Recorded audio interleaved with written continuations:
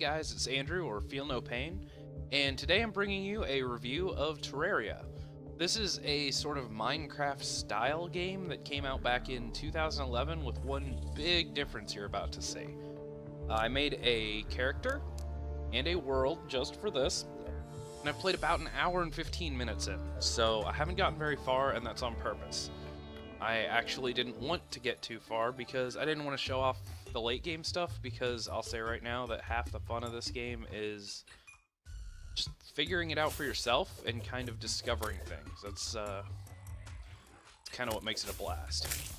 But yeah, this game came out in 2011. It's a 2D kind of exploration, mining, crafting, building game. But it has one big difference, and that is the farther you go, the deeper you go, the more different monsters, the harder they get. There's so much variety, and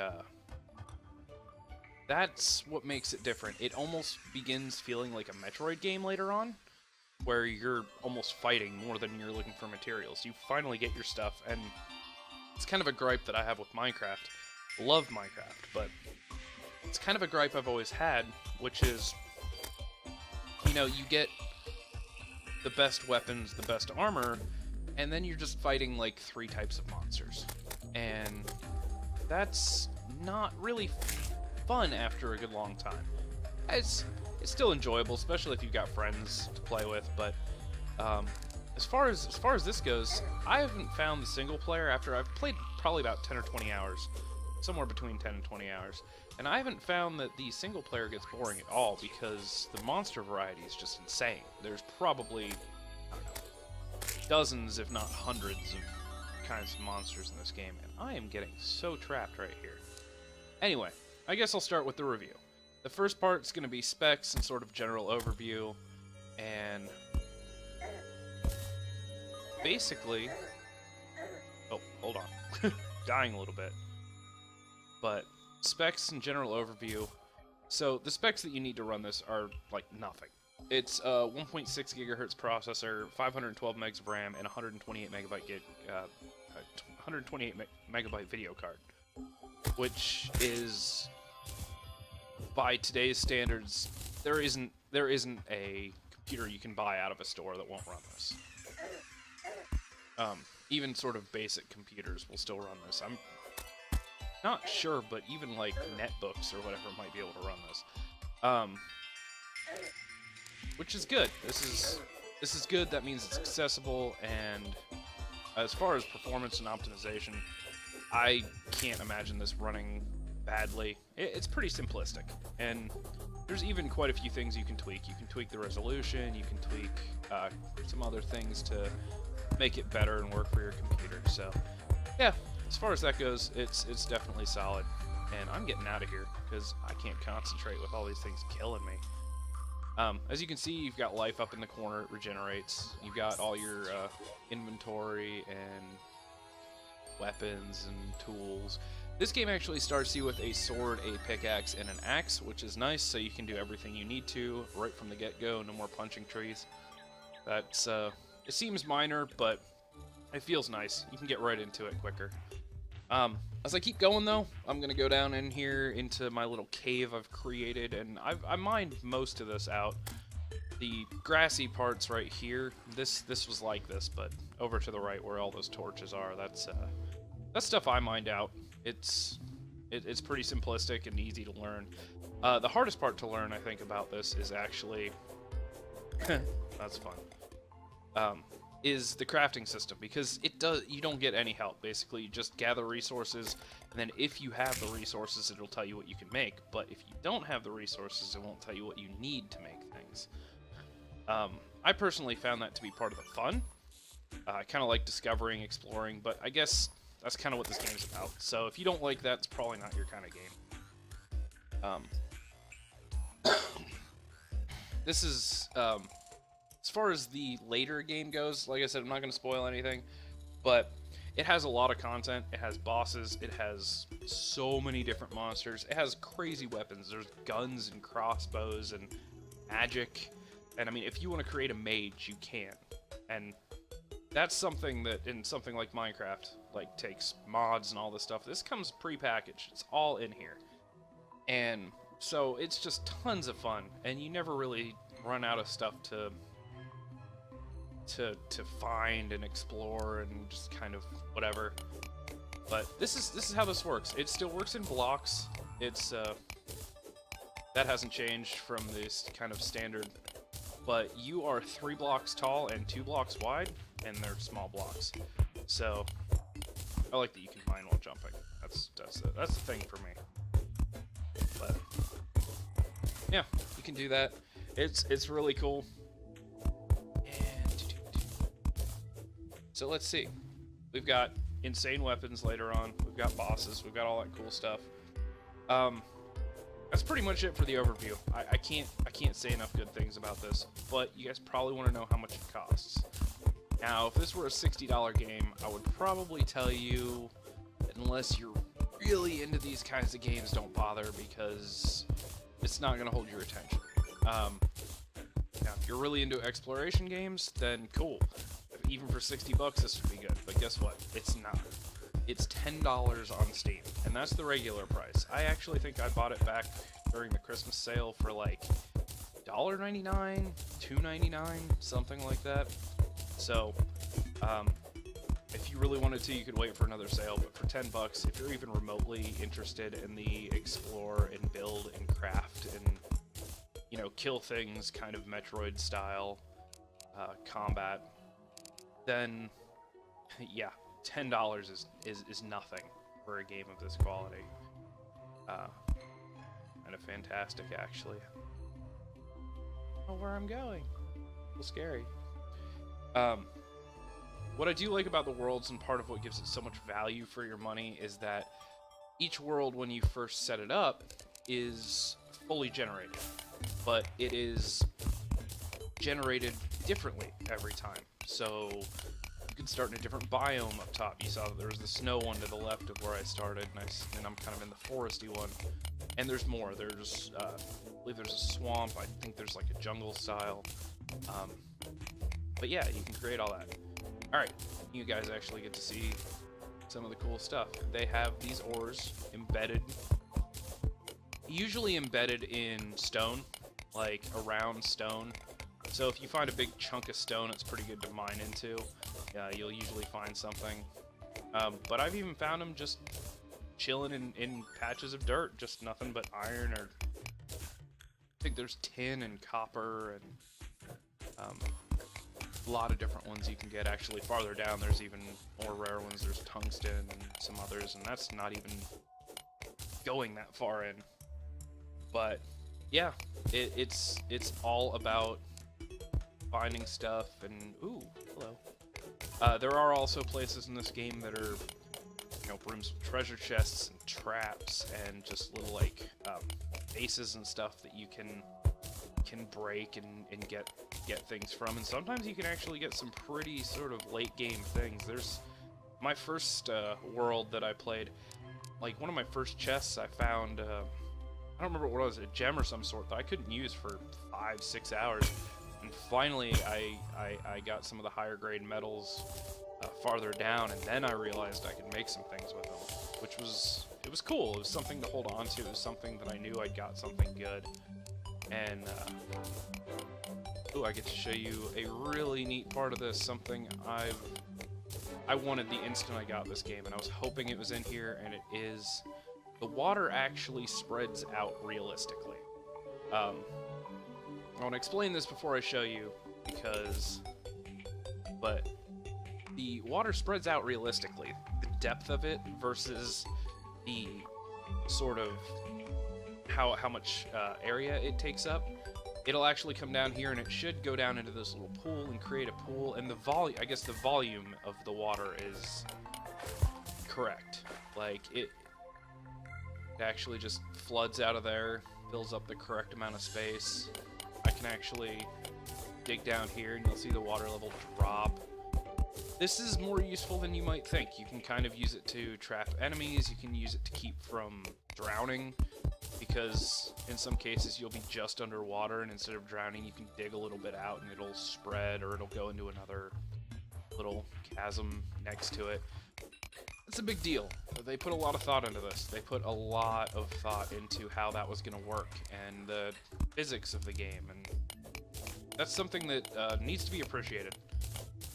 For a game that costs $10 and is 2D and kind of 8-bit looking, putting that much detail into the physics, or I guess 16-bit looking, but putting that much detail into the physics is something that's commendable.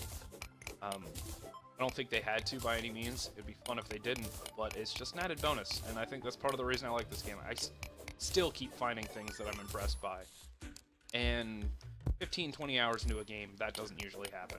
Usually by that point, I've, gotten a feel for it all, and I'm sick of looking for new things. But not in this. And I started this world, and I was planning on doing this video, and I played an hour and 15 minutes and was like, I should probably start recording, because otherwise I'm just gonna get too far. And time flies. Time just goes so fast. But I guess that's the third thing to talk about, is the sort of time value of it. And the truth is, it's perfect. You saw how quickly I just kind of jumped down here and started going at it and found stuff, and the world stays the same. So if you leave and if I left and come back right now, these tunnels would still be here. Everything I collected, I'd still have. It's not like you start over every time. So that's you can just kind of jump in every time and just kind of pick up where you left off within a couple minutes. So yeah, if you only play like an hour a day, you're still going to get a lot out of it.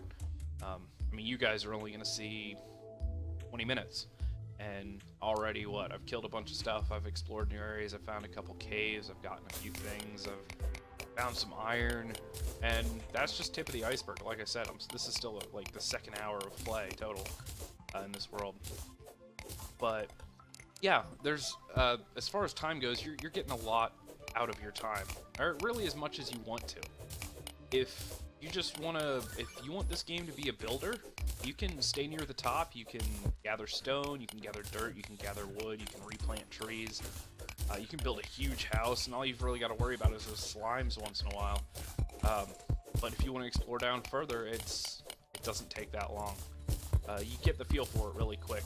Like I said, it's smaller blocks, your character's a 3x2, so at first I had a hard time digging stuff out and not getting myself stuck, but after a couple hours, it's so natural, you figure it out.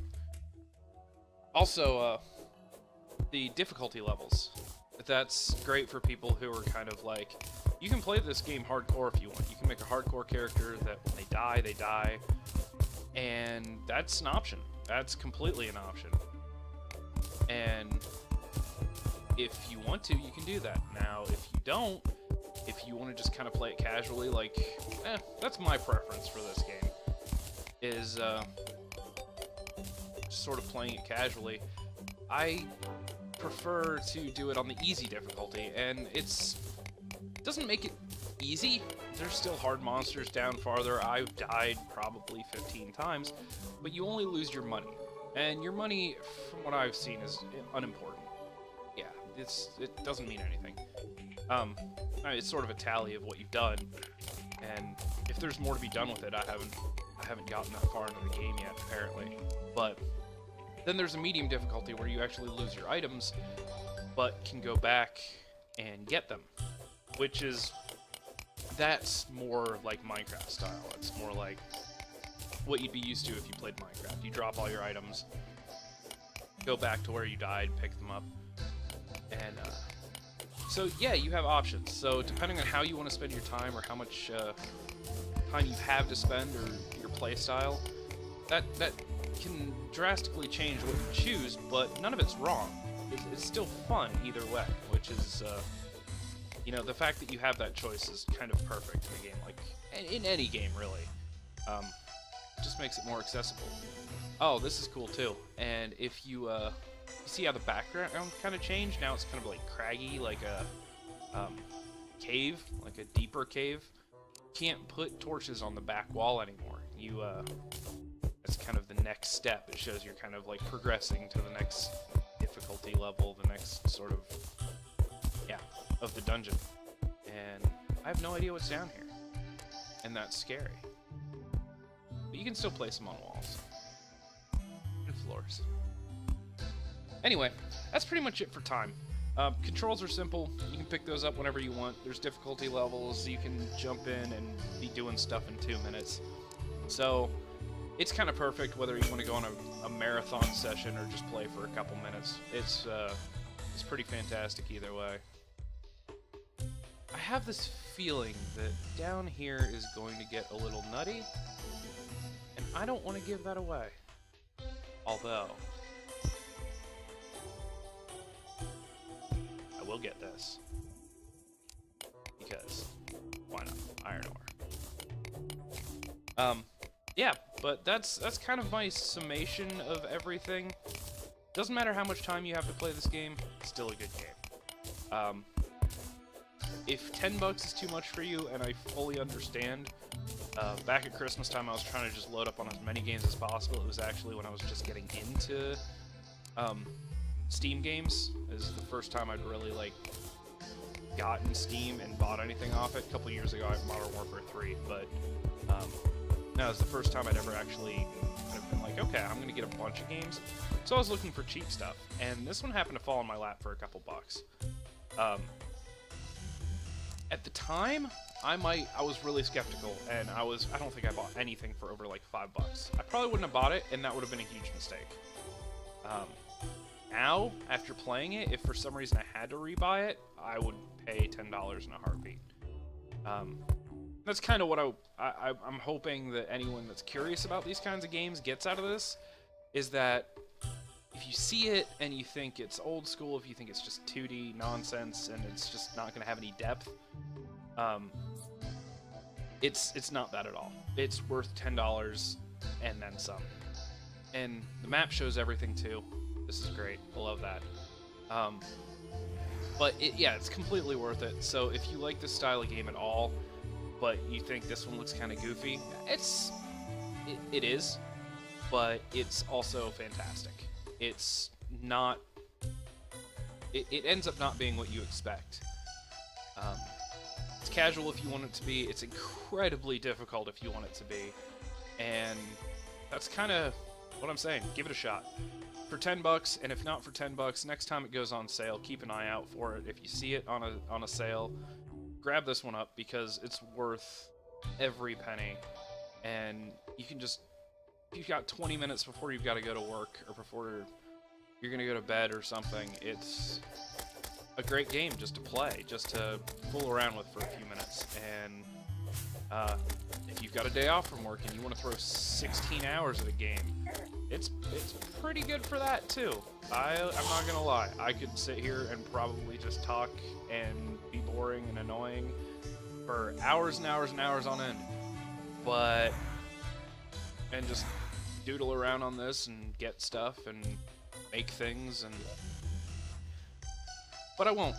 I'm gonna leave it at that, and it's worth getting, and these zombies are invading my house, so I guess I gotta go, guys.